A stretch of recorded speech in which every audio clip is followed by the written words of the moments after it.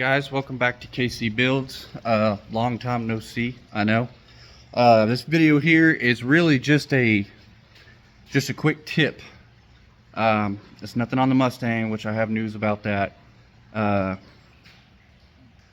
Yeah, anyway, so I'll show you. So I got this 0273 powerstroke. This truck is my daily. Don't mind that puddle under there. 7.3 things. So I have not been able to get the AC to work correctly on this truck. Sorry, falling on my words. So I'll show you what I've replaced so far. So let me give you a backstory. So the compressor will kick on and then kick right back off. Kick on, then kick right back off. Which usually you would think is an indication of either too high a pressure or too low a pressure. So I ended up replacing this switch just because I know it had pressure in it. I thought that might have been faulty, telling this to kick off, but ended up not being the case. About a week ago, I was going to pick up some furniture, and out of nowhere from underneath, my condenser just kind of blew up. So I put a new condenser in it, and then I was under the impression that, hey, that was it. My condenser probably had a hole in it. And that wasn't it either. I put a condenser in it and nothing, and everything seemed to be working fine on this truck AC wise, because I mean all my lines would get freezing cold. You know, I went and checked my blend door in there under the console, or the glove box I should say, and everything was moving and turning as it should. So I was literally at a loss. You know, something was telling this thing to kick off, and I could not figure out why. I mean, that's showing me that my sensors are working. There was an issue. But this is for people having issues with their AC, and that, you know, they've done the things that I've done and they still can't figure out why they can't get hot air, or excuse me, cold air through their vents. Because I mean, I'm in Texas right now and it is like 107 consistently. It is stupid hot. And I've been fighting this AC issue. I can't tell you how many cans of Freon that I've bought over and over and over, and had to, you know, evacuate it out, fill it back up, evacuate it out, fill it back up, evacuate it out.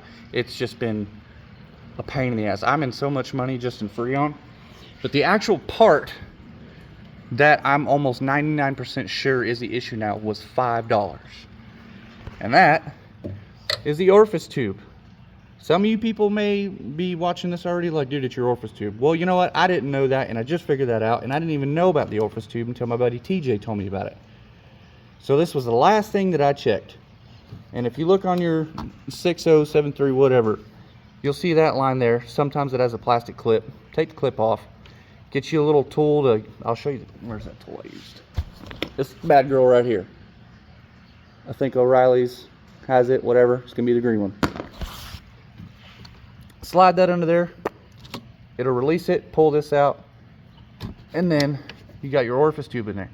Now I've already taken mine out, and look how nuts this is. This is the orifice tube that came out of my truck. This is what the new one looks like. Absolutely nothing getting through that. So if you don't know, to my knowledge, I believe all the fluid comes out here, and at the tip right here, it kind of splits it into like a spray pattern. That's about all I know of that. I'm not going to act like I know anymore. But yeah, so that was getting, you know, it's clogged completely. So all that fluid was getting up to this right here and nowhere else, causing the high pressure switch to turn this off.